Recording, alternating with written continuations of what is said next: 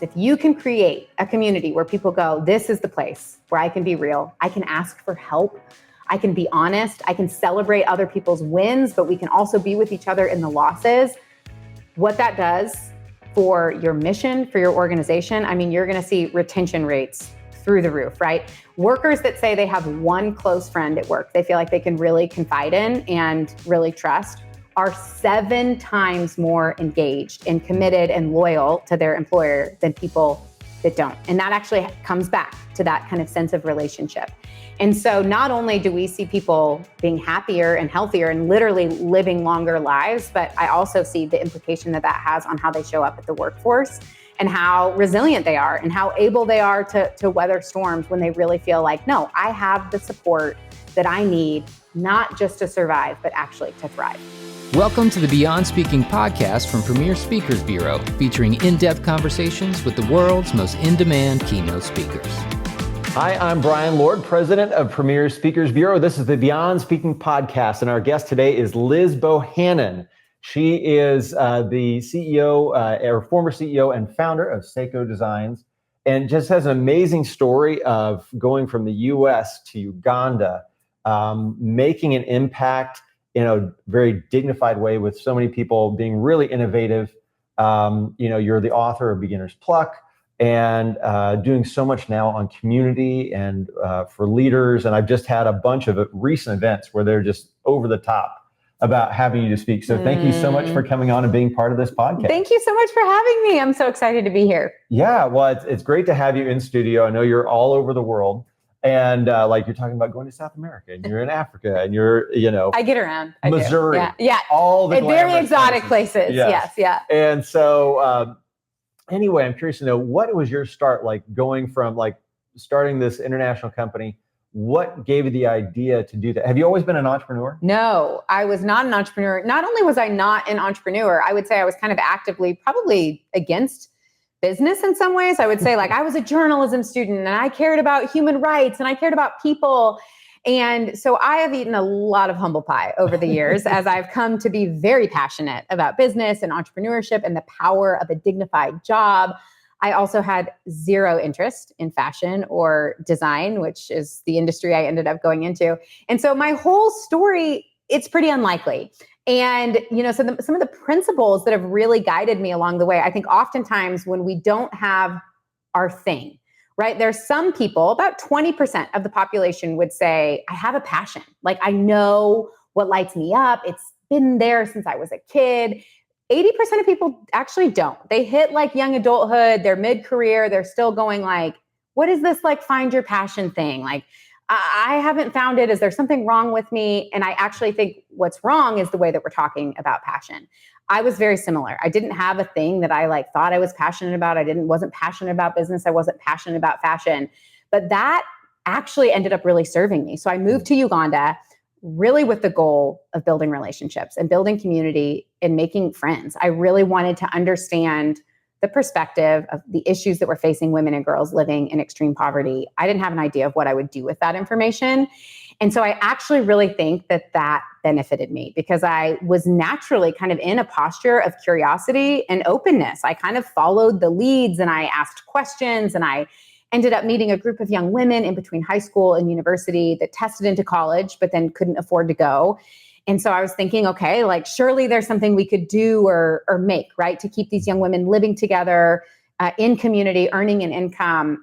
But it actually really served me that I was like, I don't know, I tried to start a chicken farm, that failed. I tried a handful of different things before I landed on sandals. And I share that because one of the things that I'm really excited about, dare I say passionate about, is actually changing the way we talk about passion. Mm-hmm. Passion isn't something that you find. It's not something that you discover. It's actually something that you build. And we're more likely to live passionate lives when we have kind of a sense of curiosity and openness, and we're willing to be surprised. I am very surprised 15 years later that I am the CEO of companies, and specifically companies in the fashion space, but I'm really passionate about those things, but I'm passionate about them because I kind of dove in before the passion existed, and I really built that. And that's actually one of the principles of Beginner's Pluck, is kind of a willingness to be surprised and just to get in the arena and start figuring it out. What was your first big surprise? My first big surprise was that I really didn't like chickens. No. I got into the chicken business and I was like, I am not the girl. I am not the girl for the job. My whole story, honestly, it was a surprise in a way to move to East Africa. That wasn't like a grand plan. Mm-hmm. That was one day, my first job out of college. I was working for a corporate communications firm. And I was sitting in my office and I had this realization that I said I cared about women and girls living in global extreme poverty, but my life and the life that I was building and the trajectory that I was on didn't really reflect that, right? Like I say I care about this thing, I have opinions about it, but how I'm spending my time, my friends, my community didn't really align. And so sitting there literally in my cubicle, my first job, I'm just like, oh man, like you kind of have this gap between what you say you care about and just like the decisions that you're making in your life. How would you close that gap? And I thought, well, I could close it like if I had one friend. If I had one friend with a girl who had this lived experience, I would close that gap. And it's a pretty small dream, Brian, to make one friend, right? Like no one's getting on Oprah. No one is winning a CNN Hero Award for being like, I have a goal of making a friend. But the reality was giving myself permission to dream small, like really, that's a really small dream. But then to take that small dream seriously of going like, I don't know, like what's stopping me from making one friend? Like, here's the thing about small dreams. You don't need a big budget. You don't need a huge team. You don't need a board of directors. You don't need your entire community to rally around you. You don't need an Instagram post to go viral. It was like small enough that I was like, literally no one is stopping me. So why don't I just do it?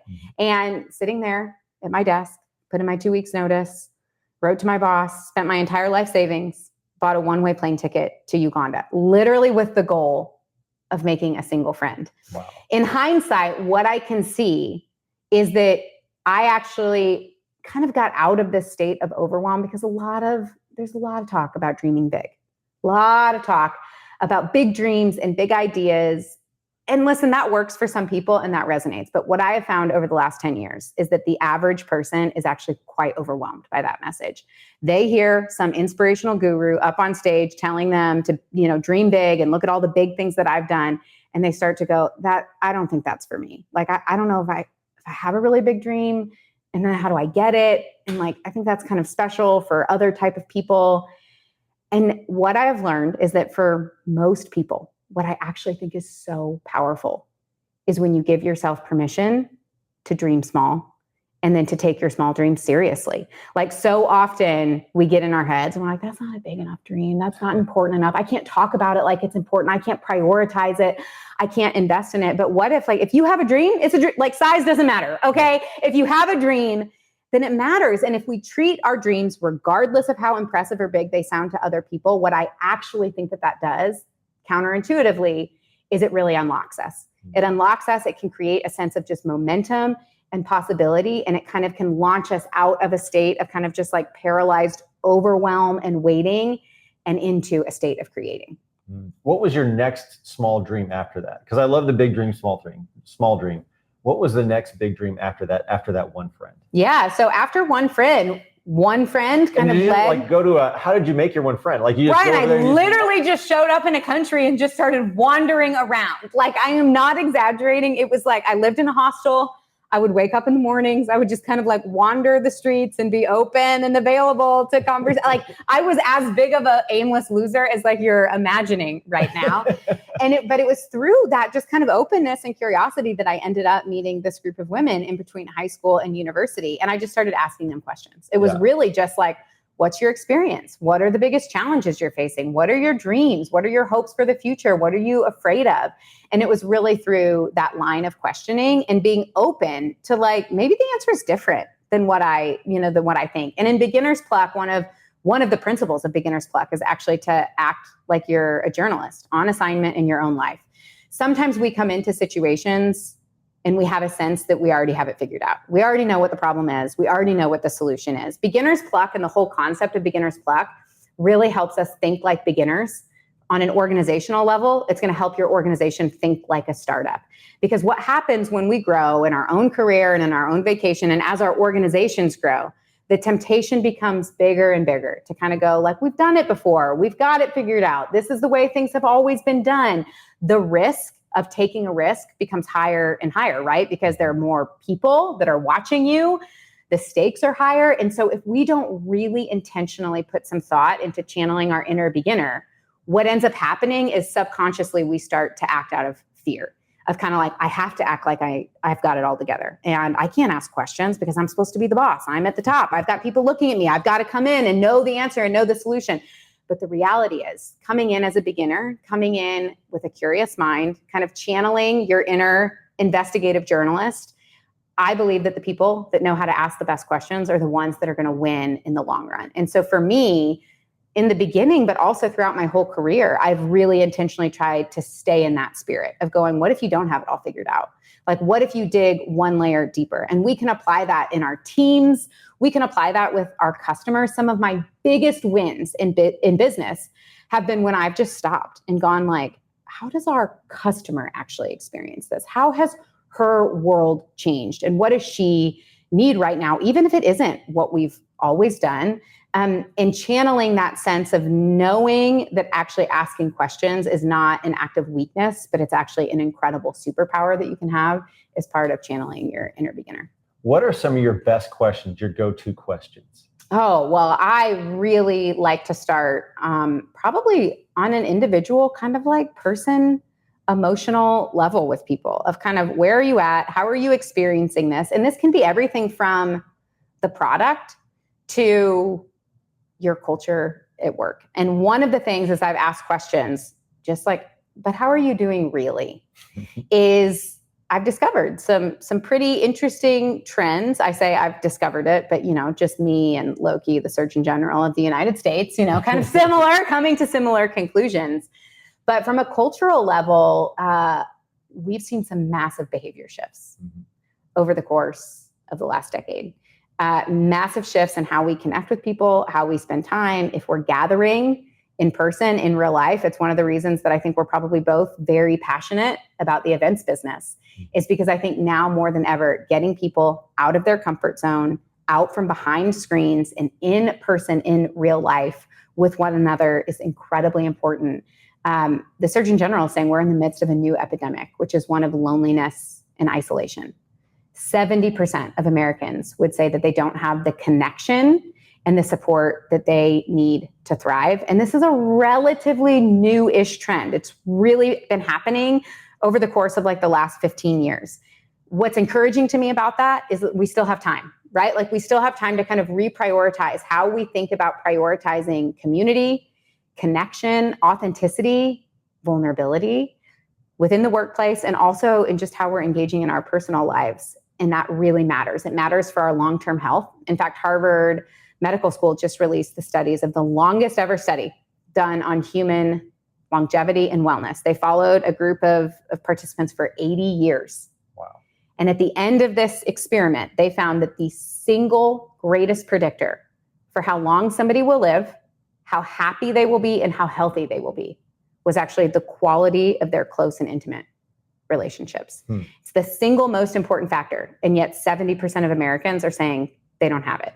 70% of Americans in the workplace would say, I don't have connection. I feel I don't have people I can be real with, that I can rely on. And here's what we know about lonely workers. They're 107% more anxious. They're 78% more prone to burnout. Ernst & Young just did this huge study and found that 46% of Americans are actively seeking other jobs. And they're pointing to that they feel disconnected and lonely and isolated in the workplace. And so I think sometimes we can think about friends and community and relationships. It can feel like a little bit fluffy, a little bit like, yeah, but how does that actually impact our ROI? Like, how is that really going to drive forward our KPIs? And the reality is, I think it's the single most important thing that we can be doing, encouraging our people to have lives outside of work that are healthy and that are grounded in community. There was a study that was done that showed that people who see their friends multiple times a week, when they measured just their general kind of life fulfillment, that bump that they saw in happiness and fulfillment was the equivalent to a $100,000 raise at work, right? Okay, so you want your people to be happy and fulfilled and engaged, you could go hand out $100,000 bonuses, or you could get really serious about creating a culture of connection and authenticity and support. So what are the first steps to creating that that culture? Yeah. So there's within the workplace and then there's outside of the workplace, but there's a lot of overlap in how we can do that.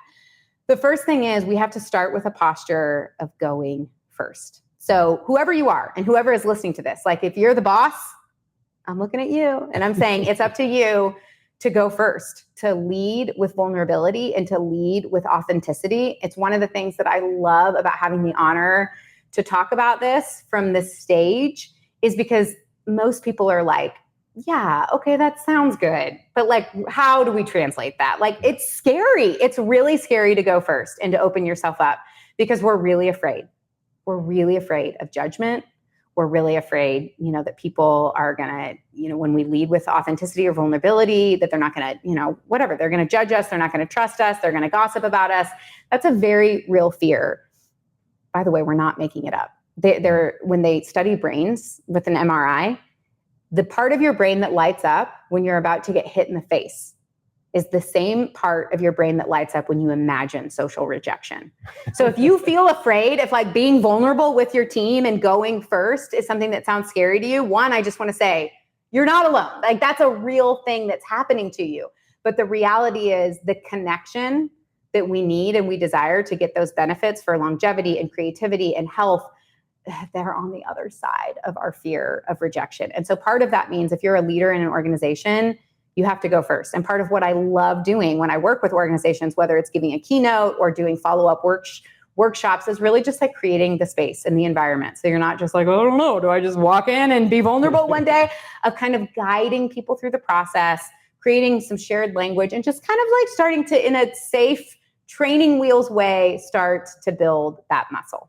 Yeah. And that is so difficult. Like that's a huge hurdle. Like that's in like between big dreams and small dreams. That's almost like big dream, big hurdle type of thing. It is. To do that. But what have you seen from people who've actually taken that step? Oh my gosh, Brian, it is transformative. Honestly, as I've been focusing more and more on this message, largely because our culture is in a place where more and more that has become such a need, the impact that it's having on people has been really significant. Actually, I was just in Oklahoma a couple weeks ago, and 3 women that were in the audience, that I was speaking in, I was at the airport and they came up to me right as I was boarding the plane, and all 3 of them were crying and saying, I've never experienced something like that before. I've walked into this space and I've just felt alone. I felt like I'm the only one who's struggling, whether it's with anxiety or in my marriage or my business isn't where I want it to be. And I have feelings that I'm an imposter and I don't really belong here. But the reality is like most people in the room are feeling the same thing. And so once we can kind of create this collective sense of like, there's nothing wrong with you. You're not broken. You're not like we are all in this together, and we start to create a culture where we normalize that. And that level, like if you can create that at your conferences, on your staff, within your broader communities, if you can create a community where people go, this is the place where I can be real, I can ask for help, I can be honest, I can celebrate other people's wins, but we can also be with each other in the losses. What that does for your mission, for your organization, you're going to see retention rates through the roof, right? Workers that say they have one close friend at work, they feel like they can really confide in and really trust, are 7 times more engaged and committed and loyal to their employer than people that don't. And that actually comes back to that kind of sense of relationship. And so not only do we see people being happier and healthier and literally living longer lives, but I also see the implication that has on how they show up at the workforce and how resilient they are and how able they are to weather storms when they really feel like, no, I have the support that I need, not just to survive, but actually to thrive. So whenever you do a transition from something where it's been sort of an invulnerable culture to a more vulnerable culture, what are some of I know there's always hiccups whenever you do something. Yeah. Is there like a common thing that people do out of a good heart, but it's the wrong thing when they go through those transitions? I actually think it's easier than most people think. It's not quite as tricky.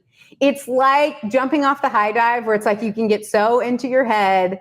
And then when you actually do it, I think most people have a sense on the other side of it of like, oh, okay, that actually wasn't as bad as I thought. One of the things that I've started to do, a little add-on that we've been doing with my keynote, is actually doing a live plucking up interview. Okay. So I have a podcast called Plucking Up where I get the opportunity to interview some really successful people, Matthew McConaughey and Liz Gilbert and Ariana Huffington. Here's the deal though. We don't talk about your successes and your highlights and, all the things that you've accomplished.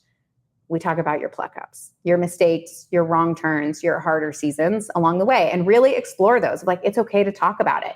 And actually, the only way we're going to learn is if we normalize failure. And so often leaders in an organization become untouchable, right? They become people who never make mistakes. They feel really inaccessible. And so by doing a plucking up interview with a leader, it's like a really fun way for us to kind of create like a container to have that conversation. So instead of the boss being like, I don't know, do I just in a staff meeting one day talk about something that went wrong? Instead, you have somebody like me kind of gently like teasing out the questions and having a conversation. And once the container is created, we all actually long for it.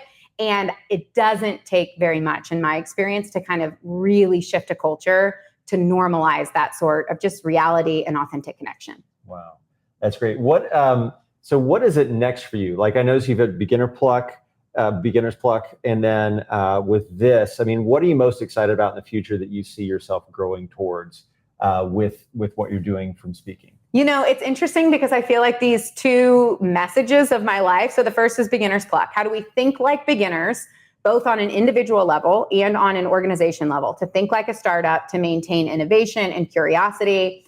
And now this work around the community quotient about how do we cultivate communities of trust and of authenticity and connection. In a lot of ways, they kind of go together, right? Yeah. Because in beginner's pluck, what you can think about is like, what are the things that actually came more naturally to me earlier on in my career? And connection and authentic connection is actually one of those things. Think about kids. Like, I don't know, my kids, they go to the park. There's something so inspiring to me about the way that they just show up and they connect. And there isn't a lot, the fear of who's going to say what and the social dynamics, they just haven't really learned yet.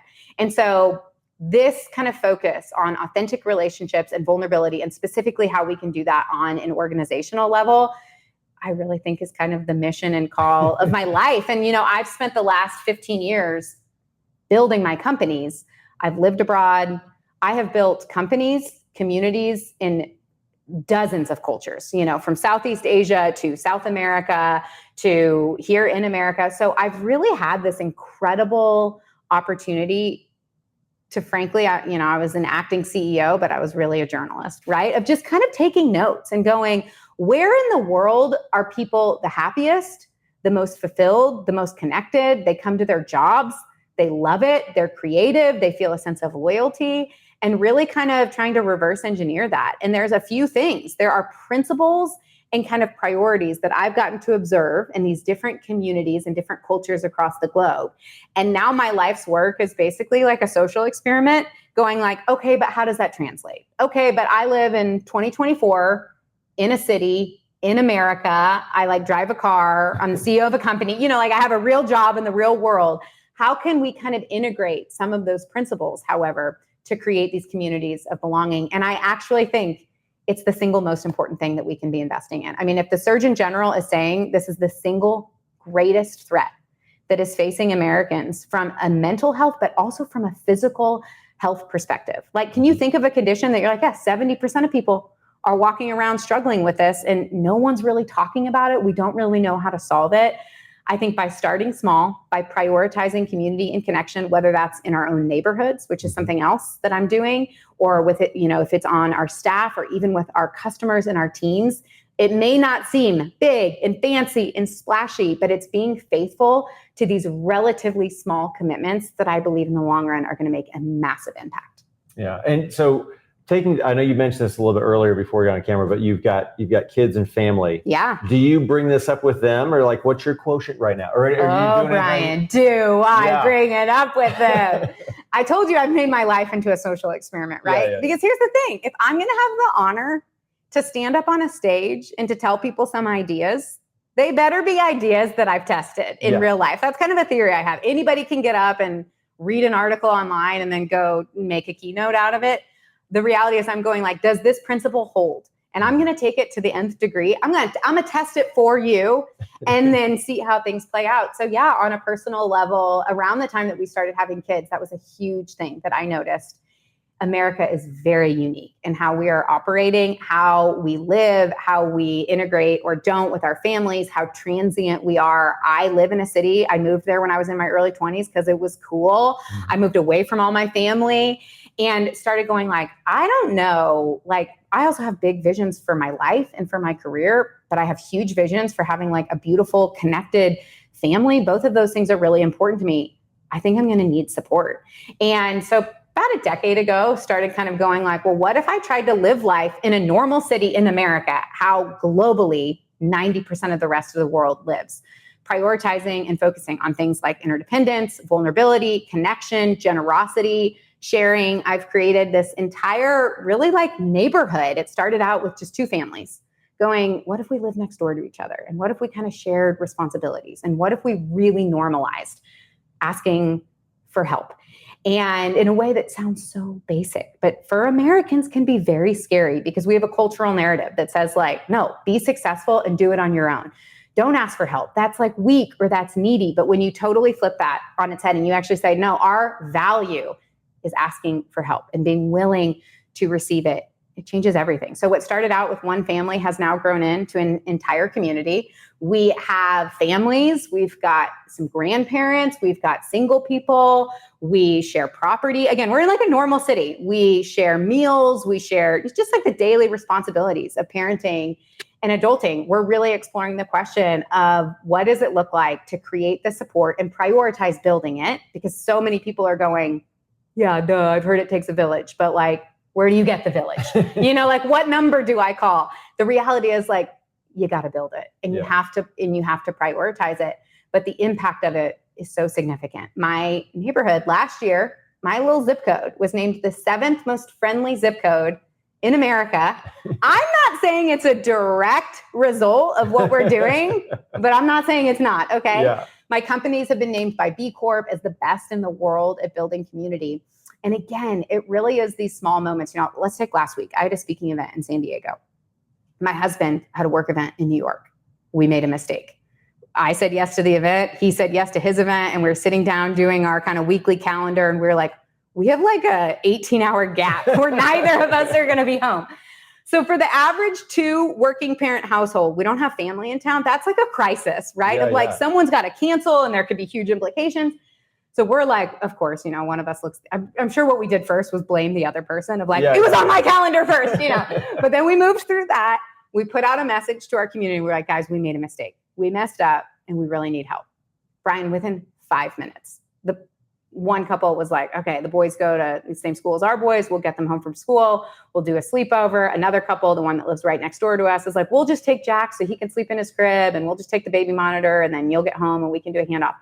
In 5 minutes, the problem was solved. Yeah. Like the stress, the anxiety, the competition of how on earth are we supposed to be 2 working parents that are building a family and really caring for our community and our kids, but also like have jobs that we really care about. Like that is too much.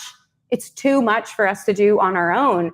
But what I have seen is that when we integrate these principles and we really take them seriously and invest in them, the ROI on it is so significant. And it frees us up to go like, I actually have the support that I need to be an awesome mom and to have great kids that, by the way, feel a sense of community and connection. I think so often we believe that but to prioritize community, it's like, I have so much going on. I've got work, I've got family. Am I taking away time from those things?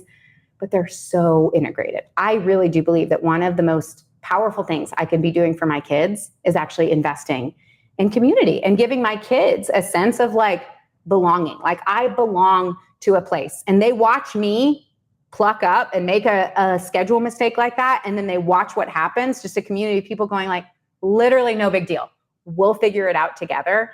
That to me is directly like investing in my family culture. And it's also directly investing in my work because I get to show up and do my job because my kids have a community that has our back. That's awesome. That's very cool. Well, thank you for coming on and for sharing your stories and your wisdom and, just bring so much about community and everything else and just giving leaders a blueprint to be vulnerable and help build that in their own community. So thank you for coming on and being part of Beyond Speaking Podcast. Thanks so much for having me. Great. So for you who are watching or listening, make sure to subscribe, rate, and review. And also you can check out Liz's information at premierspeakers.com and also everywhere else we've got on social media. So thank you again for coming on. Bye, everybody. Thank you. Thank you for joining us for the Beyond Speaking podcast. To learn more about today's guest, visit premierspeakers.com. Make sure to subscribe and leave a review wherever you listen.